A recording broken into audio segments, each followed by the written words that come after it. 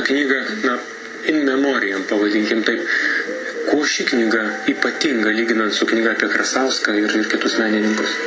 Iš tikrųjų, mes patys analizavome ir kažkaip savo padarėme tokią išvadą dar prieš patvirtinant knygos stuburą, kurį pasiūlė Dovilė, nes Jurga buvo tokia asmenybė ir paliko tiek vien žmonių, kurie norėjo apie ją kalbėti, kuriuos buvo verta kalbinti, buvo tikrai daugybė. Ir reikėjo visą tai kažkaip suverti.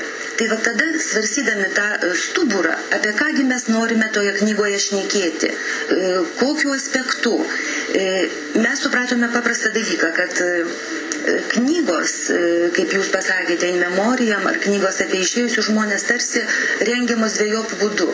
Viena, kada yra sudarytojas kietas ir tarsi pateikia savo versiją, savo interpretaciją, tarsi jisai žino, ką jisai nori pasakyti ir tie, ką jis kalbina, arba netgi tie, kurie patys rašo, tarsi atitinka jo koncepciją.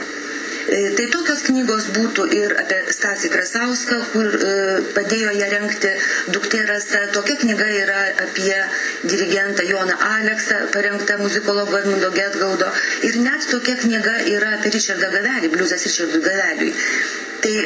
O čia buvo pasirinktas visiškai naujas kelias, visiškai kitas kelias, kuris mano supratimu Jurgai galėjo būti vienintelis ir labai tiko. Tai yra Dovilė, pateikusi tą stuburą ir atrinkusi iš viso palikimo, ką mes norim pasakyti apie Jurgą, vis dėlto leido būti savarankiškiems tiems žmonėms, kurie arba patys rašė, arba buvo užrašyti. Buvo žmonių, kurie pasakė, aš tiesiog negaliu su raštu parašyti tai, ką aš noriu. Ir tada į pagalbą ėjo pati Dovilė arba knygos redaktorė Aušra Karsokienė. Ir ta polifonija, tas skirtingas kalbėjimas, čia nereikėtų galbūt dabar didžiuotis, kad žmonių yra ar 60 ar 70. Svarbu, kad tie požiūriai ir intonacijos yra labai skirtingos. Ir galų gale ir knygos personažai yra nuo profesorių iki užupio neformalų.